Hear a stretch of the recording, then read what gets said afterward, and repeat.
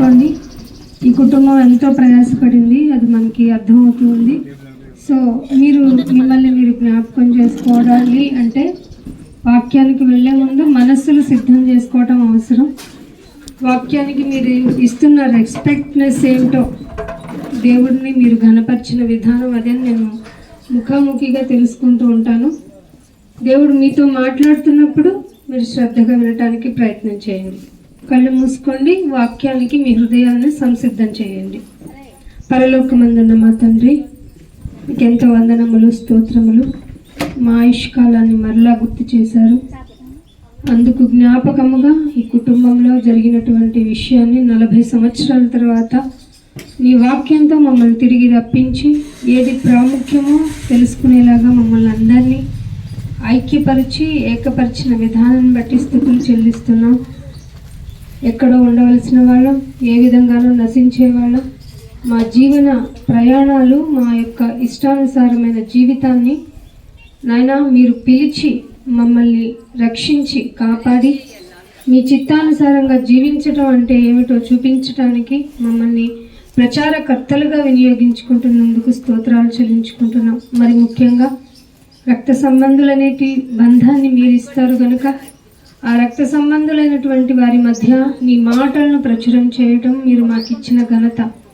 నాయన, ఈ కుటుంబం ఏ ఉద్దేశంతో అయితే ఇక్కడ నీ మాటలు చెప్పించాలని ఆశపడుతున్నారో వాటికి ప్రయోజనార్థంగా ఉండుటకు మీరు మాతో మాట్లాడండి. ఏది అవసరమో అంటే నాయన, పరలోకం వెళ్ళటం కన్నా మాకు మించిన అవసరం లేదు. మీ దగ్గర ఉండటం కన్నా నాయన ప్రభా ఇంకెటువంటి ఆలోచన, కోరిక అవసరం లేదు. అది తెలియచేయటానికే మమ్మల్ని అందరినీ ఇక్కడ ఐక్యపరిచారు, మమ్మల్ని అందరినీ సమావేశపరిచారు. అందుని బట్టి స్తుతులు చెల్లించుకుంటున్నాం. నాయనా, మేము వట్టివారమే, మట్టివారమే, కానీ మీరు మమ్మల్ని ఎంచుకున్నారు కనుక ఘనత తెచ్చేవారంగా మమ్మల్ని నాయనా మీరు ఏర్పాటు చేసుకున్నారు కనుక ఇదిగో బిడ్డలకి ఏ వాక్యం అవసరమో తెలియచేయడానికి నాకు వాక్కునివ్వండి. అలాగే నాయనా పరిశుద్ధాత్మదేవ మీ సహాయం కూడా కోరుతున్నాం కనుక మమ్మల్ని సిద్ధపరిచి, బలపరిచి, ఐక్యపరిచి వాక్యపు ఆలోచనలు, వాక్యపు లోతులు తెలుసుకుని ప్రవర్తించుటకు మమ్మల్ని అందరినీ ఆయత్తపరచమని యేసుక్రీస్తు వారి అతి పరిశుద్ధమైన నామంని ప్రార్థన అడిగి వేడుకుంటున్నాం తండ్రి, ఆమేన్.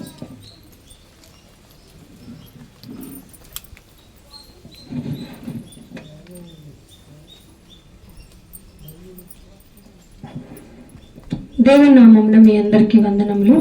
దేవుని యొక్క ఆలోచన ప్రణాళికలో భాగంగా 1 రోజు కాదు, 2 రోజులు కాదు, 1 నెల కాదు, సంవత్సరం కాదు, 40 సంవత్సరాల తరువాత ఇక్కడ దేవుని పరమైనటువంటి ఒక వ్యక్తి ఎవరైతే చనిపోయారో ఆ వ్యక్తి యొక్క మెమరీస్ని తలుచుకుంటూ సమావేశమైన కుటుంబ సభ్యులందరికీ, రక్త సంబంధులకి, బంధుమిత్రులకి అందరికీ దేవుని తరపు నుంచి వందనములు తెలియజేస్తూ ఉన్నాను. ఆలోచన విధానము అనేటప్పటికీ ఈ కుటుంబంలో తాతయ్య గారుకి నేను మోర్ ఎఫెక్షనబుల్ అని చెప్పడానికి చిన్నప్పుడు మా సార్ దొంగతనంగా కాదు, అంటే నాన్నగారు బయట ఫుడ్ ఏది తిననివ్వరు, మమ్మల్ని అలా పెంచారు. సో ఆయనేమో అక్కడ బయటకు వెళ్ళి కొని తెచ్చేది ఆయనకి తెలియదు. ఆయనకి వ్యవసాయం చేసుకోవటం, అమ్మ బిడ్డలు అనేటువంటి మొదటి బిడ్డ అనేటువంటి ఆలోచనతో రోడ్డు మీద ఉండగానే నన్ను పిలిచేవాడు. ఆయన ఒక్కర్లే ప్రత్యేకంగా పిలిచేవాడు పండు అని. దాని తర్వాత రెండో మావయ్య పిలుస్తూ ఉండేవాళ్ళు. అయితే ఆయన చూపించిన ప్రేమ ప్రత్యేకంగా ఉండేది. ఇది పర్సనల్ చెప్పడం కాదు, ఎంత ప్రత్యేకం అంటే ఆయన పాకెట్లో అప్పట్లో పావులా 10 రూపాయలు ఉండేవి. అది ఒక్క కాయిన్ ఉండేది. నన్ను ఎత్తుకోగానే జేబులో చేపట్టగానే కాయిన్ దొరికితే తీసుకో బిడ్డ అన్నట్టుగా అనేవాళ్ళు. ఆయన ఇంకా లేవా తాతయ్య నీ దగ్గర అంటే, నువ్వు తీసుకో, నీకేం కావాలి అంటే నాకు వడ్డానం కావాలి తాతయ్య అనేదాన్ని. అంత పిచ్చి ప్రేమను చూపించిన ఆయనని చివరి రోజుల్లో మేము ఇంకా చైల్డ్హుడ్లో ఉన్నాము కనుక మాకు తెలియలేదు. ఆయన చనిపోయాడు. అది నేను వినిన నా జీవితంలో మొదటి మరణ వార్త. అక్కడి నుంచి దేవుడు అంటే నాకు విరోధం ఏర్పడింది. ఎందుకు దేవుడు పుట్టించాలి, ఎందుకు తీసుకెళ్ళిపోవాలి? చచ్చిపోతే మళ్ళీ చూపించవచ్చు కదా, ఇది అనేటువంటి ఆలోచనతో ప్రారంభమయ్యి దేవుడు అంటే లేడు అనే తారస్థాయికి నా యొక్క నమ్మకం వెళ్ళిపోయింది. అందుకే దేవుడు నన్ను చాలా కొట్టారు. అంతకుముందు కూడా కొన్నిసారి మెసేజ్లో కూడా మీకు చెప్పున్నాను. నన్ను ఎంత బాగా కొట్టారు అంటే, మరణానికి అర్థం ఏమిటి, రెండవ మరణం అంటే ఏంటి, నేను భూమి మీద మనుషులను ఎందుకు పెట్టాను, రిలేషన్స్ ఎందుకు పెట్టాను, బ్లడ్ రిలేషన్ నువ్వెందుకు ఎంచుకోలేకపోయావు, నేనే ఎందుకు ఇచ్చాను, ఇవన్నిటికీ ఆన్సరబుల్ అయ్యే విధంగా బైబిల్లో పూర్తి అవగాహన తెచ్చుకునేలాగా దేవుడు నన్ను, నా యొక్క సహచరుణ్ణి ప్రిపేర్ చేసిన తర్వాత ఈ కుటుంబంలో ప్రేరణ, వీళ్ళు అంతకుముందు కామన్గా అనుకునేవాళ్ళు కదా, ఏమని తాతయ్య చనిపోయారంట, ఇవాళ చనిపోయిండే అంట అన్న వారి యొక్క ఆలోచనకు ప్రేరేపించడానికి కుటుంబంలో మళ్ళీ కొంతమందిని ఆయన ఏర్పాటు చేసుకోవడం. ముఖ్యంగా ఈ కుటుంబంలో అనితక్క వాళ్ళ అమ్మ యొక్క ప్రార్థన నాకు బాగా ఇన్స్పిరేషన్. ఆవిడ పిల్లల్ని పెంచుకున్నది, అది ఆ విధానం ఆవిడ భక్తి పెంచింది. కానీ కొన్ని దినాలు అయిన తర్వాత ఆవిడకున్న లోకపరమైనటువంటి ఆర్థిక ఇబ్బందులు ఏవో ఒకటి వాళ్ళని డిస్టర్బ్ చేసి దేవునికి కొంచెం దూరం అయ్యారు. అలా వదిలిపెట్టాడా, కోడల్ని ఇచ్చాడు. కోడలు ఎలా ప్రేయర్ చేసింది, ఎన్ని యాక్టివిటీస్ ఉన్నాయి, మనం ఎవరో ప్రిపేర్ చేసిన బంధాలు కాదు ఇవి. ఆవిడ రత్న రావడం చర్చికి ఒక ఆన్సర్ఫుల్ ఇచ్చింది. మీరేంటి ఒక బుధవారమే పెట్టుకుంటారు, వరుసగా 3 బుధవారాలు. ఫర్ రీజన్ ఏంటో తెలుసా, నేను నా ఆత్మీయంగా బ్రతికింపబడ్డాను. ఈ ఆత్మగా బ్రతికింపబడ్డానన్న విషయం ఎరిగి ప్రార్థన పెట్టించడం అనేది మనం అరుదుగా చూస్తుంటాం. ఈ వీళ్ళిద్దరి యొక్క బలమే ఇక్కడ ఈరోజు మన కూడికకు కారణం. అంటే దేవుడు ఎంత ప్రణాళిక వేసుకున్నారంటే, ఇందాక నేను మా సార్ మాట్లాడుకున్నాను, 40 సంవత్సరాలు పట్టింది. 40 సంవత్సరాల అంటే దేవుడు ఎంతకాలం వెయిట్ చేశారా మీకు మీ కుటుంబానికి ఆన్సర్ చేయడానికి. అందులో మమ్మల్ని ప్రిపేర్ చేయాలి, ఎవరి ద్వారా చెప్పించితే మీరు మారాలో, అసలు మీరు మారటానికి అవసరమైన సరంజామా మొత్తం ప్రిపేర్ చేయించి మీకు మాటలు సాక్షార్థం అయ్యేలాగా మిమ్మల్ని దేవుడు ఎంతగా ప్రేమించుంటే ఇంత ప్రణాళిక జరిగి ఉంటుంది. మనం అనుకుంటాం దేవుడి ప్రణాళిక అంటే ఇల్లు కట్టుకోవటం, దేవుడి ప్రణాళిక అంటే బిడ్డల్ని కనటం, దేవుడు ఇచ్చాడు కాబట్టి అబ్బో సో మెనీ బ్లెస్సింగ్స్ అనుకుంటాం. అసలు మనం దేనికి ఆశీర్వాదంగా ఉండడానికి దేవుడు పిలిచారో తెలుసా, పరలోకం వెళ్ళడానికి. ఇక్కడ మనం ఎవ్వరం పర్మనెంట్ కాదు. అందుకే ఇందాక కీర్తన ఉత్తరాల్లో ప్రత్యుత్తరాలుగా ఉన్న రత్న చదివింది కదా, మన ఆయుష్కాలం ఎంత. అలా ఉండవండి మన బ్రతుకులు, చాలా కాలం బ్రతికేస్తాం అన్నట్టుగా మన లైఫ్ ఉంటుంది. సో దేవుడు ఎందుకు నిన్ను జీవించమన్నాడు, ఎలా జీవించమన్నాడు, నువ్వు జీవించే విధానం ఏమిటి, నువ్వు మార్చుకోకపోతే నీ బ్రతికేంటి, ఇవి తెలిస్తేనే నువ్వు ఈ సమావేశానికి అర్థం ఉంటుంది. లేకపోతే వాళ్ళ రూపాయికి ఖర్చు పెట్టి మనల్ని భోజన ఆతిథ్యం ఇచ్చి మరి మాకు మాటలు చెప్పించండి అనే అత్త కోడళ్ళ యొక్క ఆలోచన, దేవుని యొక్క ప్రణాళిక, ఇవెవరు గమనించరు. సో నేను మీకు ఒక మాటను చెప్తాను. యోహాను రాసిన సువార్త 15వ అధ్యాయము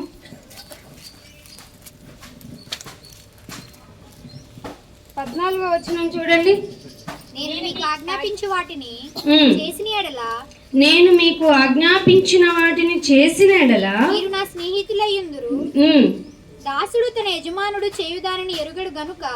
యోహాను సువార్త 5వ అధ్యాయం అమ్మ, 5వ అధ్యాయం తల్లి, 5వ అధ్యాయము 14వ వచనం చూద్దాం. అటు తరువాత యేసు 14వ వచనం, యేసు దేవాలయంలో వారిని చూచి ఇదిగో స్వస్థత నొందేశావు. మన ప్రాబ్లమ్స్ అవే కదండి. రోగం వచ్చేసింది, నొప్పి వచ్చేసింది, చచ్చిపోతాం కదా. ఏదన్నా ప్రాబ్లమాటిక్ ఇష్యూ అయితే చచ్చిపోతాం.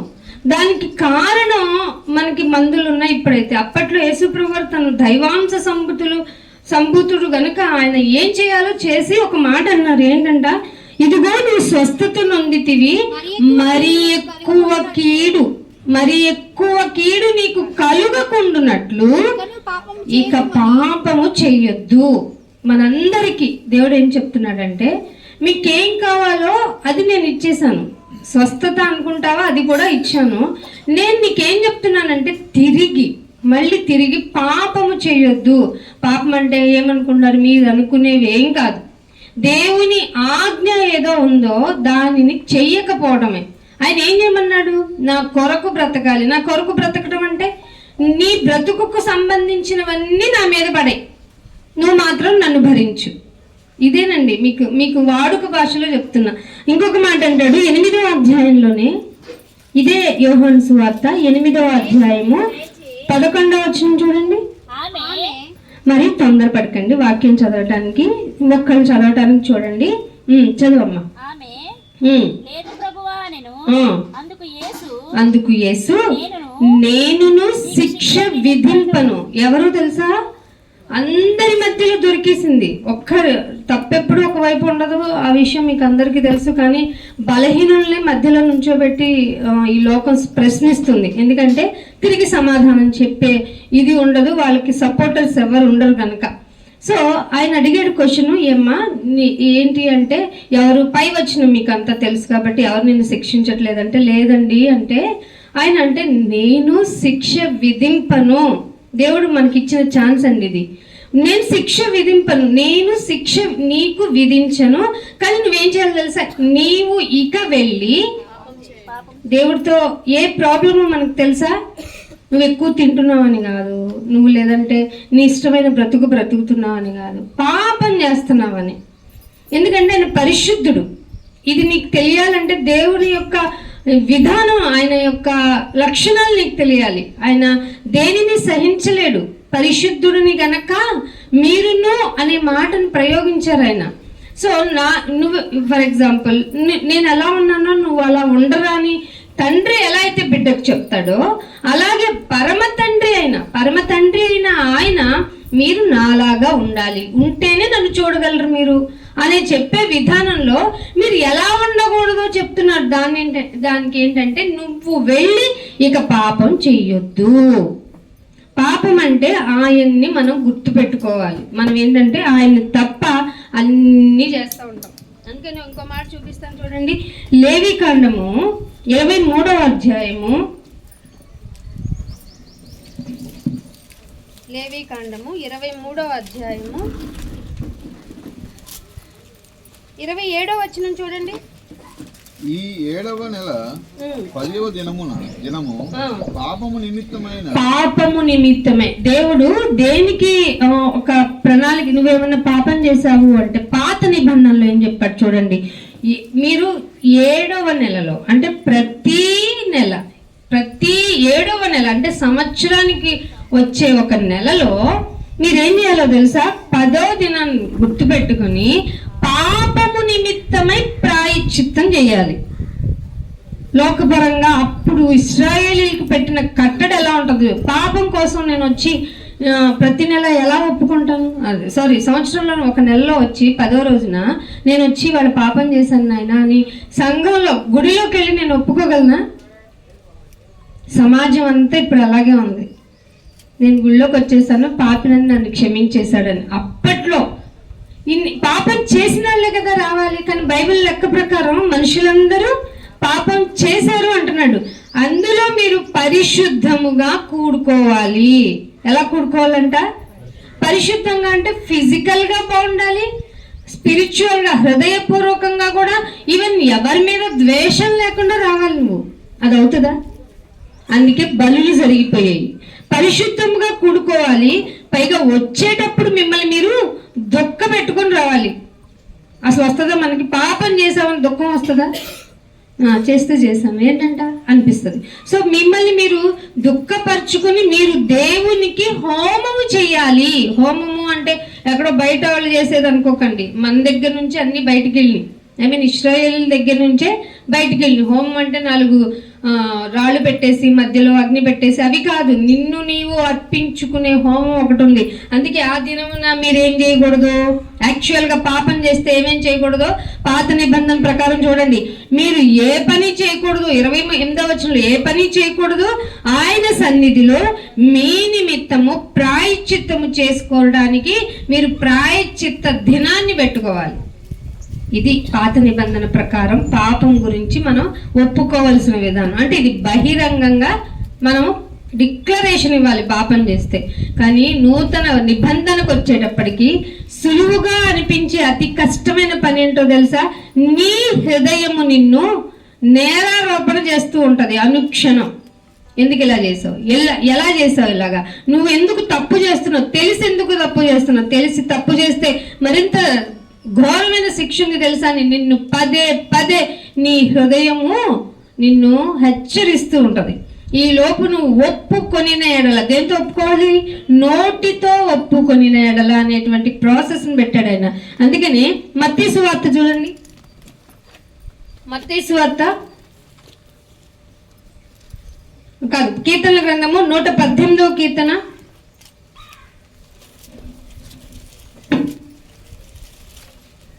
118వ కీర్తన 18వ వచనం చూడండి. యెహోవా నన్ను కఠినముగా శిక్షించెను గాని ఆయన నన్ను మరణములకు అప్పగింపలేదు. అది మనం చేసిన పాపాలకి ఇదివరకు పాపము చేస్తే ఏమవుతుంది? మరణం వస్తుంది. కానీ ఒక భక్తుడు తన ఎక్స్పీరియన్స్ ఏం చెప్తున్నాడు? యెహోవా నన్ను కొట్టెను గాని మరణానికి అప్పగించలేదు. ఇప్పుడు మన జీవితాల్లో, మన బ్రతుకుల్లో మనం చాలా ఫేస్ చేస్తున్నాం. ఎంతగా అంటే మరణం యొక్క నియరెస్ట్ ప్లేస్కి వెళ్ళిపోయాం. ఇంక పోతామేమో అనుకునే ప్రొసీజర్కి వెళ్ళిపోయాం. కానీ ఆయన దేనికి అప్పగించలేదు కాబట్టి మనం బతికిపోయాం, మరణానికి అప్పగించలేదు. ఇది దేవుడు మనకిచ్చిన లక్కీయెస్ట్ జంప్. మనం ఏదో కలిసి వస్తుందని మెళ్ళో ఒక రాయి, చేతికి ఒక తాడు, ఇవి కాదు, దేవుడు ఇచ్చిన వాక్కు. అందుకనే ఇదే 107వ కీర్తన చూడండి, 107వ కీర్తన 20వ వచనం. తన వాక్కును పంపి, దేన్నంట? వాక్కు అనగా మాటను పంపి వారిని బాగు చేసెను. వాక్కును పంపి బాగు చేశాడు. యాక్చువల్గా మనం అందరం శిక్షార్హులమే, కానీ ఆయన మన వాక్కును పంపి బాగు చేశాడు. ఆయన వారిని పడిన గుంటలో నుండి, ఏ గుంట అది? ఈ లోకం అనే ఊబి లాంటిది. ఆ ఊబి పైకి, ఊబి అంటే ఏంటి? వచ్చేద్దామనే లోపు ఇంకా దించేస్తుంది. అటువంటి ఊబి లాంటి గుంటలో నుండి విడిపించాడు ఆయన. దేని ద్వారా? జస్ట్ మాట్లాడి. ఇది దేవుడు అనేటువంటి ఆయనకు ఉండే లక్షణం. అర్థమవుతుందా? దేవుడు అంటే మీరు ఇచ్చే కొబ్బరికాయ తీసుకోరు, మీరు ఇచ్చే సాంబ్రాణి పుల్లలో, లేకపోతే సుగంధ ద్రవ్యాలు అంటారా, లేదంటే మీ ఇంటి ప్రథమ ఫలము వెజిటబుల్స్, గుడ్డ, ఇంకేమంటారు మీరు మీ ఇంట్లో పెంచుకున్న కోడె, మేక. ఆయన ఎప్పుడో చెప్పాడు. మరి ముందెందుకు ఇమ్మన్నాడు అంటే, మీ పాపపు ప్రాయశ్చిత్తం నిమిత్తము ఒక జంతువు ఎందుకు బలవుతుంది అనేటువంటి అవగాహన, విచక్షణ నీలో రావాలి. ఇది ప్రాసెస్ అనేది ఇలా మొదలవుతున్నప్పుడు అసలు నీ జంతువు ఎందుకు నా గురించి బలవ్వాలి, నేను చెయ్యకుండా ఉండాలి కదా తప్పు అనేటువంటి ఇది రావాలి అనే ఆలోచన కలిగించడానికి ఆయన వాక్కును పంపించి నేను గుంటలో నుండి విడిపించాడు. కానీ మనుషులు వాళ్ళ యొక్క జీవితాన్ని ఎలా పెట్టుకున్నారంటే, దేవుడు మాట, దేవుడితో ఉపయోగం ఏంటి? నేను కదా కష్టపడుతున్నాను, నేను కదా బాగున్నాను, నేను కదా అనేటువంటి ఆలోచనలో బ్రతుకుతున్న ఈ మానవ జాతికి చెంపపెట్టులాగా ఇచ్చిందే ఈ 66 పుస్తకాల గ్రంథం. దీనిలో నిన్ను బుజ్జగించాడు, ప్రేమించాడు, లేదంటే నిన్ను హెచ్చరించాడు, కొట్టేస్తానన్నాడు, కొట్టిన వాళ్ళని ఎగ్జాంపుల్గా రాయించాడు, వాళ్ళని మరణానికి అప్పగించిన వాళ్ళని రాయించాడు. అబ్బా, ఎన్ని రాయలేదు, ఎన్ని విధాలుగా చెప్పాడండి ఆయన. ఎన్ని విధాలుగా చెప్పిన మనిషి ఎలా ఉన్నాడో తెలుసా? దేవుని మాటే ఉంది. నాకు తిండి కదా ముఖ్యం, నాకు బట్టలు కదా ముఖ్యం, నీకు ఆహారము తిండి లేకపోతే ఈరోజు ఎవరు నన్ను చూస్తారంటున్నాడు. కానీ దేవుడు ఏం చెప్తున్నాడు? ఆ వాటి గురించి ఆలోచించుకుని నేను నీ గురించి ఆలోచిస్తాను. ముందు నన్ను నమ్మి నా కొరకు బ్రతికే విధానం నువ్వు లోకంలో నేర్చుకోవాలి అని చెప్పాడు. అందుకనే ఒక మాట చూపిస్తాను. నెహెమ్యా గ్రంథము 9వ అధ్యాయము, నెహెమ్యా గ్రంథము 9వ అధ్యాయం తీయండి.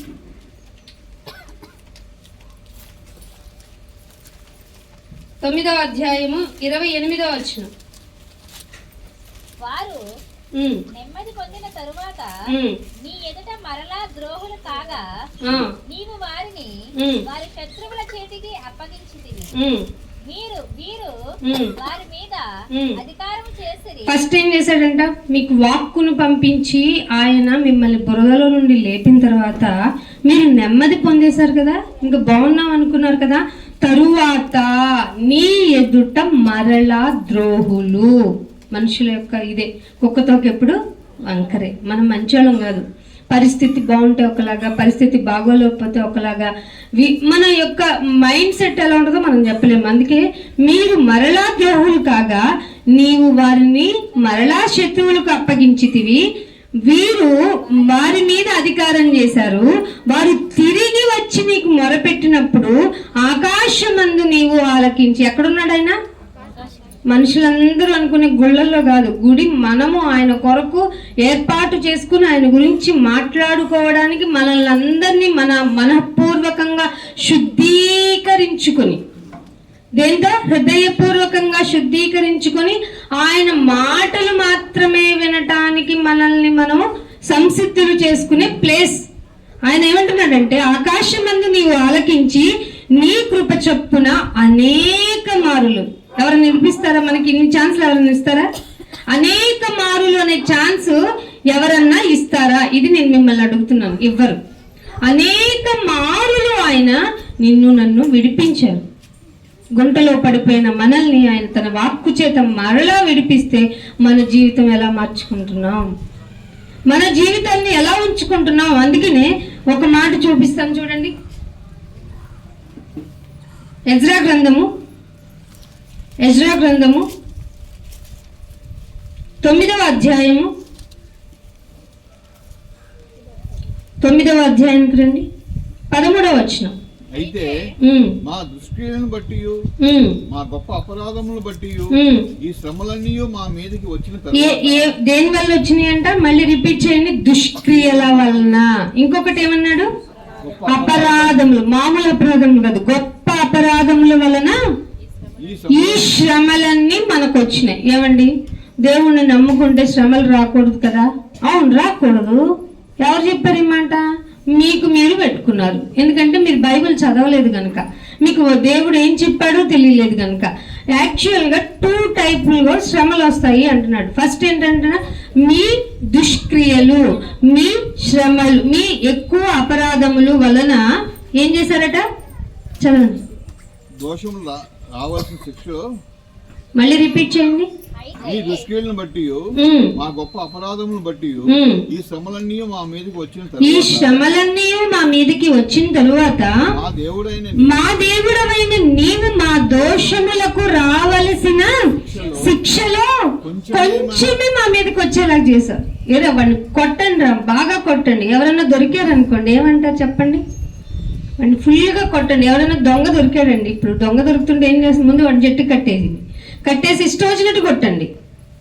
మరి మనం దొరికామంట. దేవుడికి ఏం చేశాడంట?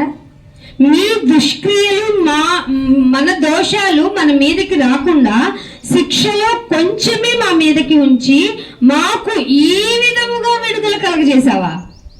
దేవుని యొక్క కృప అర్థమవుతుందా? శిక్ష ఏదో ఫార్మాలిటీ శిక్ష.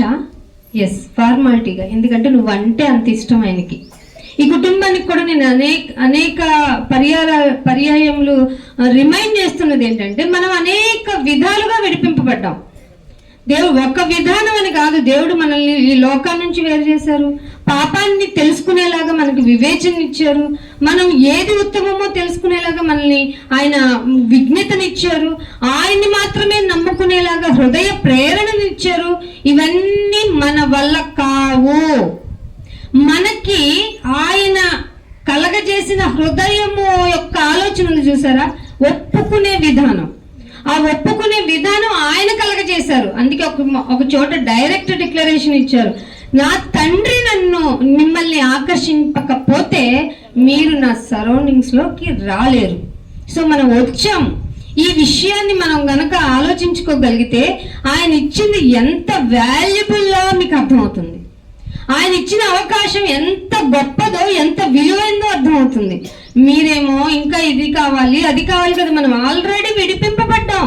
మనం ఈ క్షణాన్ని భూమి మీద వదిలేసాము అంటే మన జీవిత దినాలను మనం లెక్క పెట్టుకుంటున్న టైంలో మనకి సడన్ గా మనకి పిలుపు వచ్చుంటే మనం వెళ్ళిపోతే ఆయన దగ్గర యథార్థంగా నిలబడగలిగిన ఛాన్స్ కలిగే విధంగా మన హృదయాలను ఆయన సిద్ధపరిచి ఆయన వాక్యాన్ని మన ముందు వడ్డించారు ఆయన. ఇది అర్థం చేసుకోకుండా మన ఇష్టానుసారంగా బ్రతకూడదు. అందుకే హోషియా గ్రంథం తీయండి, 4వ అధ్యాయము. హోషియా గ్రంథము 4వ అధ్యాయము 10వ వచనం. వారు ఉమ్. యెహోవాను లక్ష్యపెట్టక ఏం చేయలేదటండి? యాక్చువల్గా మనం ఏ విషయానికి లక్ష్య పెడతాం చెప్పండి? డబ్బు, దానికి పని, లేకపోతే ఈజీ మనీ, ఇవన్నీ మనం సమకూర్చుకొని హ్యాపీగా ఉందాం. కానీ లక్ష్య పెట్టాల్సింది ఎవరినంట? దేవుణ్ణి లక్ష్య పెట్టాలి. ఇది కనుక మన జీవితాల్లో ఉంటేనండి మనకి ఏ లోటు వచ్చినా ఆయన చూసుకుంటారు. ఇది చాలా మంది ఒప్పుకోరు. ఎందుకంటే లోకంలో ఆ మాయాజాలాన్ని కలగజేసిన వాడు ఈ యుగ సంబంధమైన దేవత మనోనేత్రాలకి ఏం కలగజేసింది అంటే గుడ్డోళం అయిపోయేలాగా చేసింది. అమ్మా దేవుడు ఏం చూస్తాడు? దేవుడు మహా అయితే ప్రార్థనకి వెళ్తే ఏమొస్తాడు? ఆశీర్వాదం డబల్ ఎక్స్ట్రా వస్తుంది. మనం మాత్రం ముందు కష్టపడాలి. నో నీ జీవితము సజీవ యాగంగా అని చెప్పాడు. అంటే బతికున్నప్పుడే ఆయనకి సమర్పించాలి. ఆ సమర్పించే విధానంలో ఆయన ఏం చెప్తున్నాడు? పాత నిబంధనలోనే మీరు దేవుణ్ణి లక్ష్య పెట్టుట మానిరి, అందుకే మీరు భోజనం చేసిన నో సాటిస్ఫాక్షన్. వ్యభిచరించిన అంటే మీరు దేవుణ్ణి కాక, అంటే వ్యభిచారం అంటే ఈ లోక వ్యభిచారాల గురించి ఆయన ఎక్కువ మాట్లాడు. దేని గురించి మాట్లాడంటే దేవుణ్ణి కాకుండా ఈ లోకంలో ధనం గురించి ఎక్కువ ఆలోచించడమే వ్యభిచారం అని చెప్పాడు ఆయన. మీరు ఆ ధనాన్ని ఎక్కువ ప్రేరేపణ కలిగి దాని మీద ఆశపడ్డారు. మీరు దేవుణ్ణి లక్ష్య పెట్టక భోజనం చేసినా మీరు ఏ సాటిస్ఫాక్షన్ అవ్వట్లేదు, మీకు అభివృద్ధి లేదు. సో మీరు దేన్ని లక్ష్య పెట్టాలి? ఎవరిని లక్ష్య పెట్టాలి? దేవుణ్ణి లక్ష్య పెట్టాలి. దేవుని విషయంగా మీ ఆలోచనలు మారాలి. దేవుడి కొరకే మీ ప్రయారిటీని ఇవ్వాలి. మిమ్మల్ని మీరు భూమి మీద బ్రతికే విధానంలో మీరు దేనికి ఇంపార్టెన్స్ ఇస్తున్నారు? ఫస్ట్ ఆఫ్ ఆల్ ఇది మీకు తెలియాలి. చెప్పొచ్చు వాళ్ళే కష్టపడిపోతే డబ్బు వస్తుంది అంటే కష్టపడాల్సిందే. ఆ కష్టపడటాన్ని సులువుతరు చేసేది ఆయన. నువ్వు ఏం చేయకుండా గాల్లో దీపం పెట్టి దేవుడు ఆర్పకు అంటే ఆయన ఎందుకు చెయ్యాలి? అంత అవసరం ఏముంది? సో మిమ్మల్ని మార్చుకోవాలి అంటే మీరు ముందు ఎవరిని లక్ష్య పెట్టాలి? దేవుణ్ణి లక్ష్య పెట్టాలి. దేవుడు మీ హృదయంలో ఉంటే తప్ప మీరు బాగుపడరు. మనము తృప్తి నొందలేము, మనము అభివృద్ధి నొందలేము. ఆయనకి ప్రయారిటీ ఇచ్చి చూడండి, మీకు తెలియకుండానే సమస్త క్రియలు మెరాకిల్ గా జరుగుతాయి. మీరు మెరాకిల్ కోసం పరిగెత్తక్కర్లేదు. ఆయనకి లక్ష్యం ఉంచితే, ఆయన గురించి మీ లక్ష్యాన్ని గనక గురిగా పెట్టుకుంటే ఆయన ఏమన్నాడు తెలుసా? సింహం పిల్లలు తెలుసు కదా మీకు, అవన్నా ఎలా ఉంటాయి? వాటికన్నా ఆకలి ఉంటుంది. కానీ మీరు ఆకలిగా ఉంటారని ఎవరైనా చెప్పారు? మనుషులు మీరు మీ గురించి ఆలోచించుకుంటున్నారా? మీకు చిన్న పిచ్చుకలు తెలుసు కదా, వాటి గూళ్ళే లేవు కదా, మీరెందుకు ఆలోచిస్తున్నారు? నేను చెప్తున్నాను, మీరు వారికంటే ఎవరు శ్రేష్ఠులు? మనుషులమైన మనం శ్రేష్ఠులం. మనల్ని భూమి మీదకి పంపించిన ఆయన, అరే మీరు వెళ్తున్నారు కదా, మీకు ఏమైనా ఫుడ్ కావాలా అని ఎప్పుడు ఆలోచించారు? మొదటి దినాల్లో, రెండో రోజు, మూడో రోజు అనుకున్న దినాల్లో ఏం ముందు పుట్టాయి? ముందు వృక్షాలు, ఆకులు, అలములు పుట్టి, తర్వాత జంతు పక్షు అన్ని పుట్టిన తర్వాత 6వ దినం కంప్లీట్ అయిన తర్వాత, మనుషులందరికీ కావలసిన నీడ్స్ అన్ని నేచర్ లో ఉంచిన తర్వాత మనిషిని ఇచ్చాడు. ఆయన మనిషిని పుట్టించాడు. చేస్తున్న ప్రతిసారి ఆయన ఏమన్నాడు? ఇది మంచిదైనట్లు. ఎవరికి మంచి అవ్వాలి? మనుషులమైన మనకి. జంతువుని ఇచ్చాడు తిను అని, ఎవరికి మంచి అవ్వాలని? నీకు బలం కావాలి. ఆకుకూరలు ఇచ్చినట్టు ఇచ్చాడంట ఆయన. మాలాంటి వాళ్ళని జంతు హింస అన్నా మీరు పట్టించుకోకండి, ఏం పర్లేదు, దేవుడు ఇచ్చింది తినండి. కానీ తినే ముందు ఆలోచించండి, ఒక జంతువు కానీ ఒక వస్తువు కానీ నాకు సర్వీస్ ఎందుకు చేయాలి? నాకెందుకు అసలు జంతువు నా కొరకు ఎందుకు ప్రాణత్యాగం చేయాలి? నాకు జీవాన్ని ఇవ్వటానికి, నేను బతికొండటానికి. ఈ ప్రాసెస్ పెట్టింది ఎవరు? దేవాతి దేవుడు. మరి ఇవి ఎందుకు వాటికి ఎందుకు నోరివ్వలేదంటే నీకు ఎదురు తిరగకూడదు. ప్రకృతి మొత్తం నువ్వు చెప్పినట్టు వినాలి, నువ్వు మాత్రం ఆయన చెప్పినట్టు వినాలి. అందుకే ఆయన అన్నాడు, నన్ను లక్ష్య పెట్టడం లేదు నువ్వు.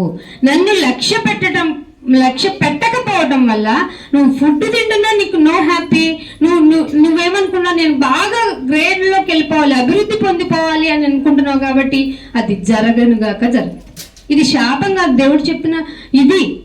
ఎవరిని లక్ష్య పెట్టాలో, ఎవరికి ప్లేసింగ్ ఇవ్వాలో ఆయనకి ప్లేస్ చేయకుండా, ఇంకొకటి మనం చాలా తెలివైన వాళ్ళం. మనం ఎలాగంటే మనుషుల్ని అవసరాలకు వాడుకున్నట్టు దేవుణ్ణి కూడా అవసరాల కొరకు భక్తిని ప్రదర్శించే మేధావులం అయిపోయాం. ఆయన పొగడటం నేర్చుకున్నాం. ఆయన కోరికను సిద్ధింపజేసిన తర్వాత, లేదంటే మన అవసరం తీర్చేసిన తర్వాత, ఎప్పుడు వస్తావు అమ్మ ప్రార్థనకి అంటే టైం లేదు, డ్యూటీకి వెళ్ళాలి, టైం లేదు, పని ఉండింది, టైం లేదు. నీకు టైం ఇచ్చింది ఎవరు? టైం ఇచ్చింది ఎవరు? దేవుడు కదా. టైం నీకెందుకు ఇచ్చాడు? ఈ టైమ్ ఆఫ్ ఫ్రిక్షన్ లో నువ్వు నా కొరకు ఇలా అలర్ట్ అవ్వాలి, నువ్వు నా కొరకు బ్రైటనింగ్ అవ్వాలి, నా కొరకు నువ్వు బ్రతికి చూపించాలి, ఇది కదా చేయమన్నాడు. నాకు ఈ పని ఉంది, మనకు లేవా? చాలా పనులు ఉన్నాయి. ఎవరికి లేవు? లోకంలో అన్ని వలలు వేసించింది. వలలన్నీ వేసి అది చిక్కిన తర్వాత గంతులు వేస్తుందంట. హబక్కూకు గ్రంథం ఇంటికెళ్ళి చదవండి 2వ అధ్యాయంలో. గంతులు వేస్తుంది అంటే దానికి ఎంత ఆనందం అయితే గంతులు వేస్తుందండి. మనుషులందరినీ వల వేసింది. ఇదిగో నీకు ఇది ఉండాలి, నీకు అలా ఉండాలి, నువ్వు వాళ్ళకి కంటే ఎక్కువ ఉండాలి, ఇలా ఉండాలి, అలా ఉండాలి, నువ్వు ఉండి తీరాలంటే. మరి నీ ఆత్మ గురించి నువ్వు ఎవరిని మోరల్ తీసుకున్నావు? ఎలా బ్రతుకుతావు అనుకుంటున్నావు? పోనీ ఇదేమన్నా మనకి లైఫ్ టైమ్గా ఉండే జీవితకాలమా? ఎక్కడి వరకు బ్రతుకుతామని చదివించారు ఇందాక. 70 సంవత్సరాల జీవితానికి పగలు రాత్రి తేడా లేకుండా నీ ప్రయాస ఏంటి? అందుకే దేవుడు కాలింగ్ ఎలా చేశారు తెలుసా? ప్రయాసపడి భారం మోసుకుంటున్నా ఈ వీధి ప్రజల్ని పిలిచారా? మన నిర్మాణాన్ని పిలిచారా? All over the world wide calling అది. దీనికి ఎవ్వరు నిన్ను బొట్టు పెట్టి పిలవక్కర్లా. నన్ను పిలవలేదు నన్ను అని. దేవుని యొక్క పని విషయం, దేవుని యొక్క సమావేశం కొరకు, ఆయన మాటల కొరకు నీకు ఇంట్రెస్ట్ ఉండాలి. సో నిన్ను పిలిచే విధానంలో ఆయన ప్రయాస పడిపోతున్నావు. నువ్వు ప్రతి దానికి ప్రయాసే. ఏది పొద్దున్న లేస్తే ప్రయాస, మధ్యాహ్నం ప్రయాస, రాత్రికి ప్రయాస, కొన్ని విషయాలకి, కొన్ని ఆర్థిక ఇబ్బందులకి మనకి నిద్రే పట్టని ప్రయాస. ఏంటి దిగులు? ఎందుకీ చింత? ఎందుకీ బాధలు? అంటే ఈ శరీరాన్ని పోషించుకోవడం. పోనీ ఇది ఎంత కాలము అంటే 60-70 సంవత్సరాలు. 60-70 సంవత్సరాల్లో ఆల్రెడీ అయిపోయిన వాళ్ళు ఉన్నారు, ఆల్రెడీ సగ జీవితం అయిపోయిన వాళ్ళు ఉన్నారు. అసలు ఉన్న జీవితం కూడా ప్రయాసతో కూడిందని ఇంటిచ్చిన, అరే నువ్వు బ్రతికినంత కాలం ప్రయాసే కదా, నన్ను బ్రతుక్కొని చూడు, నీకు నెమ్మది ఉంటుందని ఆయన మాటను లక్ష్య పెట్టకపోతే మనలో సంతృప్తి ఉండదు. సంతృప్తి ఎవరినన్నా అడగండి, బాగా ఆస్తులు ఉన్న వాళ్ళని, బాగా డబ్బున్న వాళ్ళని, నగలున్న వాళ్ళని, వస్తువులు కనుక వాహనాలు ఉన్న వాళ్ళని అడగండి, బాగున్నావా, హ్యాపీయేనా? ఇన్నిటికి మించి డబల్ ఆఫ్ ది డబల్ అనుభవించిన ఒక రాజు ఉన్నాడు, దావీదు గారి కుమారుడు. ఏమన్నాడు? సమస్తము వ్యర్థమే. సూర్యుని క్రింద జరుగు ప్రతి దాని వల్ల మనిషికి ఏంటయ్యా ప్రయోజనం? దేని వల్ల ఏ ప్రయోజనం లేదు. మనుషులందరూ నీడ వలె వ్యర్థముగా ప్రయాసపడుతున్నారు. మరి ఇలా ప్రయాసపడుతున్న వాళ్ళందరికీ దిక్కెవరయ్యా అంటే, ప్రయాసపడి భారం మోసుకుంటున్న సమస్త జనులారా, స్వస్థతలు జరిగే దగ్గరికి వెళ్ళమల్లా, నా దగ్గరికి. ఇన్ ది సెన్స్ వాక్కు పంపించావు కదా, నన్ను స్వస్థపరిచిన తర్వాత ఏమవుతుంది? మళ్ళీ రోగం రాదా? నా డౌట్. ఈ శరీరమే అన్ని రోగాలకి నిలయం కదా. తలనొప్పి కోసం, మోకాళ్ళ నొప్పుల కోసం, ఒళ్ళు నొప్పుల కోసం ఈ రోజు ప్రార్థనలు అడుగుతున్నారంటే మనం ఏ ప్రయాసం మనం గుర్తించుకున్నాం? అయ్యో, ఈ పాప భారాన్ని మోస్తున్న ఈ శరీరంతో మింగిలైపోయిన నీ ఆత్మ గురించి ఆలోచన లేదా? అందుకే 1 కొరింథీయులకు రాసిన పత్రిక తీయండి, 15వ అధ్యాయము. 1 కొరింథీయులకు రాసిన పత్రిక 15వ అధ్యాయము 19వ వచనం చూడండి. 19వ వచనం. ఏ కాలం అంట? ఈ అనే మాట ఉండిందా మీ బైబిల్లో? నా ఒక్క బైబిల్లోనే ఉందా? చదువు వచ్చిన వాళ్ళందరూ చెప్పండి. ఈ జీవిత కాలం అంటే ఇప్పుడున్న బ్రతుకు కాలంలోనే, ఈ జీవిత కాలము మట్టుకే మనము క్రీస్తునందు నిరీక్షణ. ఏ విషయాలకి నిరీక్షణ ఇస్తున్నావంట? క్రీస్తునందు నిరీక్షణ అంట. బాబు ఈ జీవితకాలంలో నాకేమిస్తావు? పెళ్లి చేసుకుంటాను, మంచి భార్య కావాలి, మంచి భార్య వచ్చిన తర్వాత పిల్లలు కావాలి, పిల్లలు వచ్చిన తర్వాత ఆల్రెడీ ముందు ఉద్యోగం సరిగ్గా లేదు, దాని విషయంగా నేను సెటిల్ అవ్వాలి, ఆ ఉద్యోగ పరంగా నేను బాగా సెటిల్ అయ్యి ఇంకొంచెం నీకు ఒక మంచి సలహా, గవర్నమెంట్ జాబ్ ఇప్పించవా? నీకు దశంభాగం ఇచ్చేస్తా కదా, నీకు కావాల్సింది అదే కదా మన ప్రార్థనలు. నీ జీవిత కాలం మట్టుకే ఈ క్రీస్తునందు నిరీక్షణ ఉంచితే మనుషులందరికంటే క్రైస్తవుడే దౌర్భాగ్యుడు. బైబిల్లో లేదా ఈ మాట? మీ బైబిల్లో చదవలేదా? లేకపోతే మీరు వెళ్తున్న మందిరాల్లో ఈ మాట చెప్పబడలేదా? స్వస్థత స్వస్థత ఎప్పుడు ఇదే ఆలోచన అయితే నీ ఆత్మకు రక్షణ ఎప్పుడు? దానికి నీవు చెయ్యవలసిన పనులేంటి? ఎవరి యందు లక్ష్యం ఉంచాలి? క్రీస్తునందు కదా నువ్వు లక్ష్యం ఉంచాలి, యేసునందు కదా నీ నిరీక్షణ ఉండాలి. నన్ను ఎక్కడి నుండి తప్పించడానికి?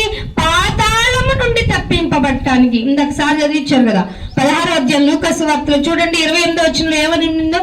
లూకాసు వార్త 16వ అధ్యాయము 28వ వచనం. 16వ అధ్యాయము 28వ వచనం.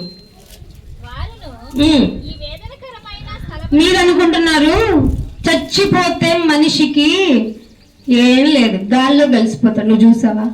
నేను అడుగుతున్నా, గాలిని చూసావు? పోనీ గాల్లో కలిసిపోతావు అంటున్నావు, గాలిని ఏమన్నా చూసారా? చూడలేదు కదా. మరి గాల్లో చూడను, గాల్లో కలిసిపోతావు ఎలా చెప్తావు? సో నీకు ఒక మాట చెప్పబడిన గ్రంథం ఒకటి బైబిల్ అనేది భూమి మీద దేవుడు రాయించిన వాక్కు ఏం చేసింది? నిన్ను బ్రతికించిన ఈ వాక్కు నీకేం చెప్పిందో తెలుసా? లూకాసు వార్త 16వ అధ్యాయంలో నిజంగా ఇప్పటికీ జరుగుతున్న ఒక దృశ్యాన్ని మీ ముందుంచింది.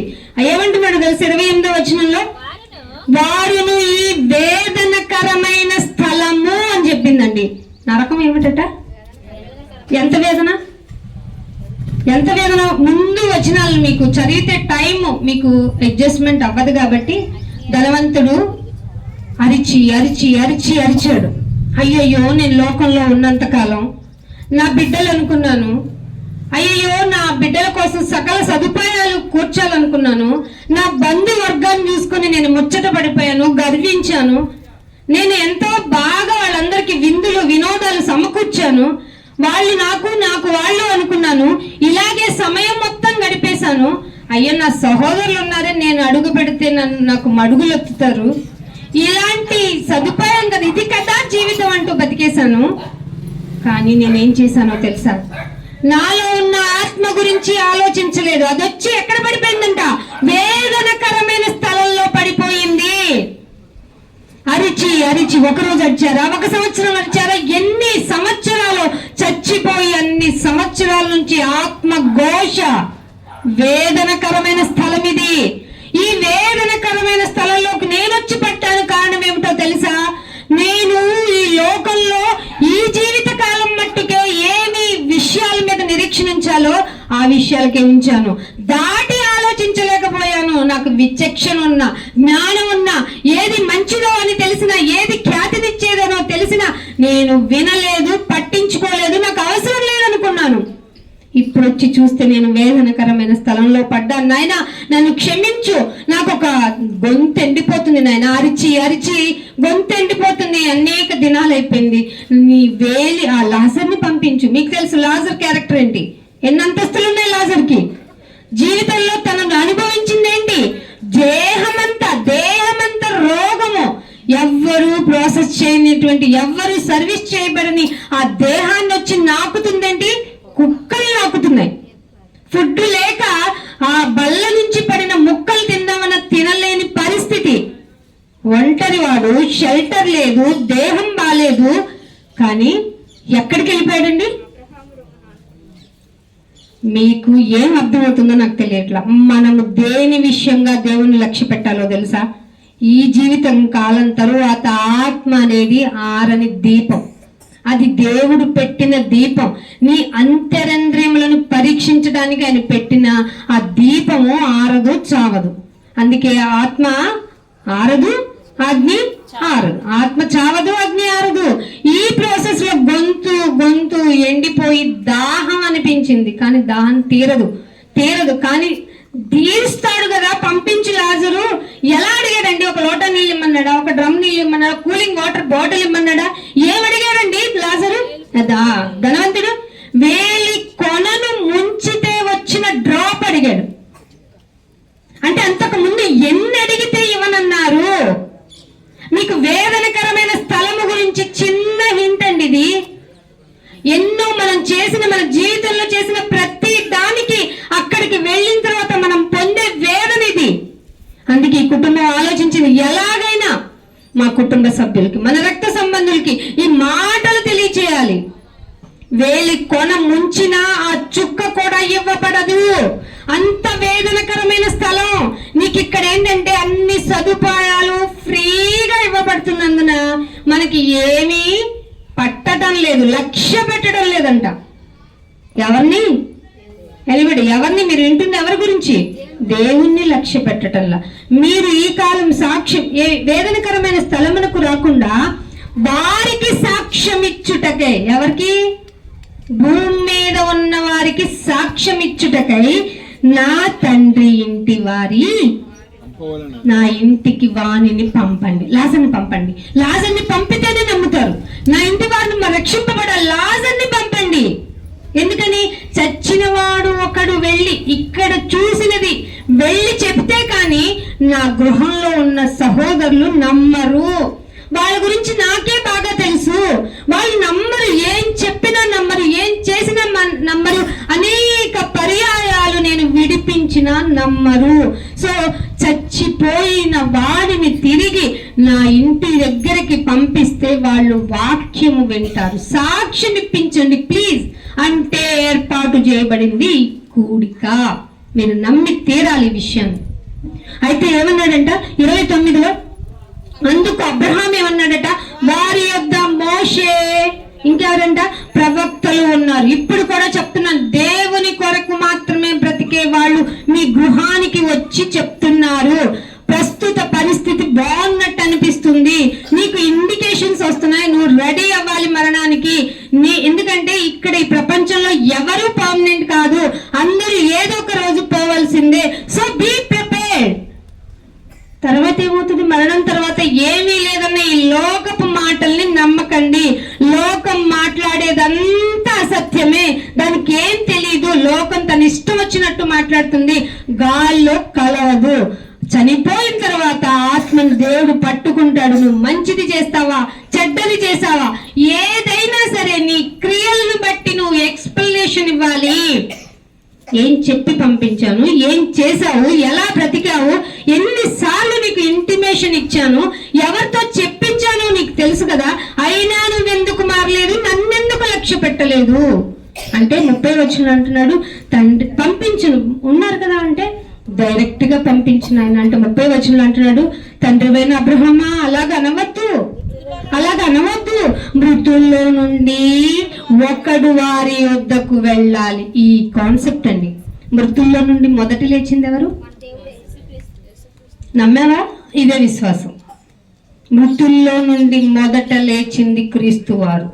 ఆయన్ని గనక నువ్వు నమ్మితే పరలోకం, నోటితో ఒప్పుకుంటే రక్షణ, నమ్మి జీవితకాలమే కాదు తరువాత జీవితం ఉందని నమ్మితే పరలోకం. అలా కాకుండా నీ ఇష్టమైనట్టుగా నీ బ్రతుకు కాలంలో నీ విధానాలే గొప్పవి అనుకుంటూ లోకంలో సకల భోగ్యాలు అనుభవించడమే ది గ్రేటెస్ట్ గా ఫీల్ అవ్వటానికి నీ మూర్ఖత్వానికి ఒక మంచి మాటను చూపించి ముగించేస్తాను. చూడండి, యెషయా గ్రంథంలోనే 9వ అధ్యాయము, యెషయా గ్రంథము 14వ అధ్యాయము,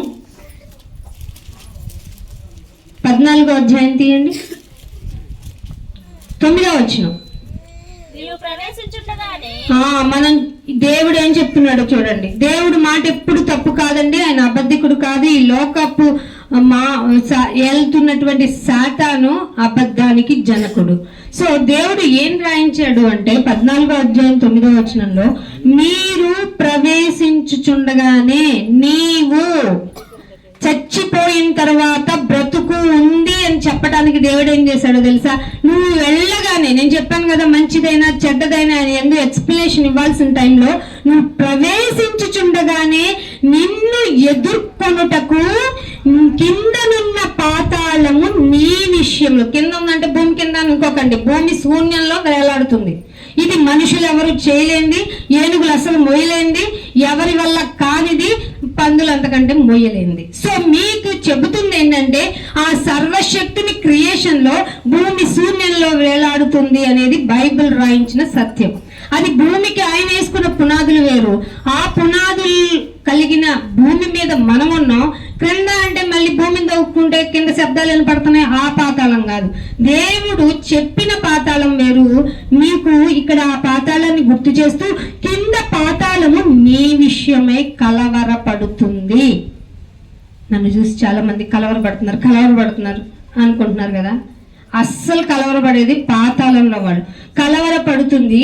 అది నిన్ను చూచి ప్రేతలను లేపుతుంది. ప్రేతలు అనగా, ప్రేతలు అంటే ఏంటి చెప్పండి? చచ్చిన వారు. ప్రేతలను లేపుతున్నది. లేపడం కాదు, రేపుతున్నది. అంటే వాటికి వాళ్ళు రోజుకి సెకండ్కి 2 చచ్చిపోతా ఉన్నారు కదా.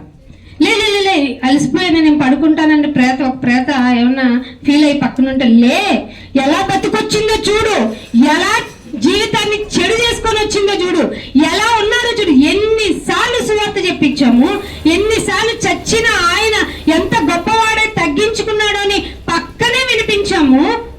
విను ఎలా ఉందో చూడు, చెప్పు, బుద్ధి చెప్పు అంటే రేపుచున్నది. నిన్ను చూసి ప్రేతను రేపుతుంది. భూమిలో పుట్టిన సమస్త సూర్యులు ఉన్నారంట దానిలో.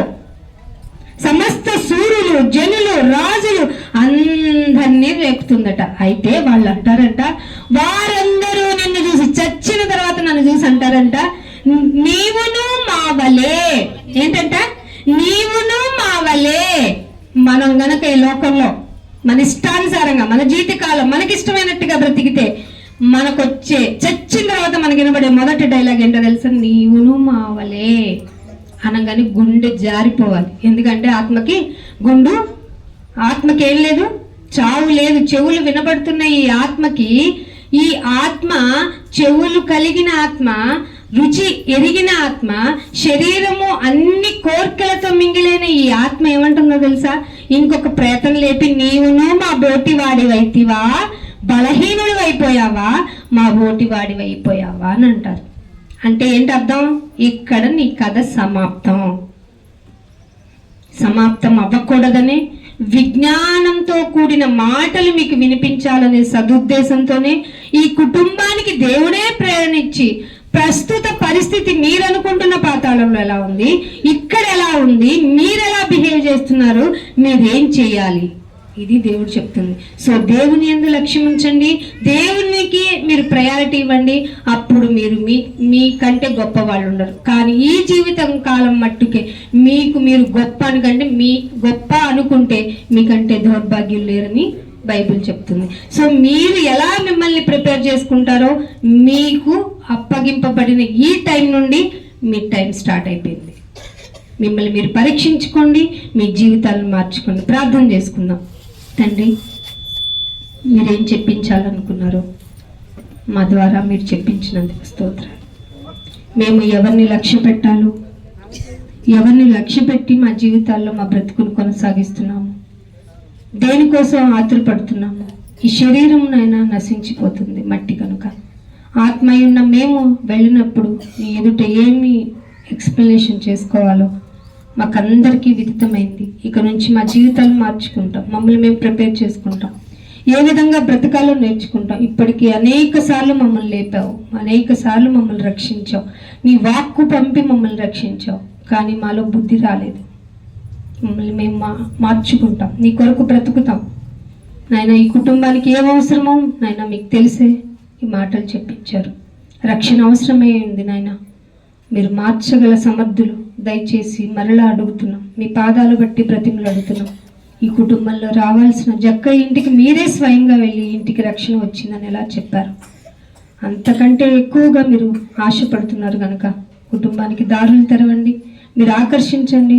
మీరే ఆయుత్తులుగా వీళ్ళని సిద్ధపరచండి ఆయన. మరి మీ చిత్తమైతే మేమందరం కలుసుకుని మాటలు విని సంతోషపడే భాగ్యం అనుగ్రహించమని యేసుక్రీస్తు వారి పరిశుద్ధమైన నామం నీ ప్రార్థన అడిగి వేడుకుంటున్నాం తండ్రి. ఆమేన్. అందరికీ వందనాలు. Thank you all of you.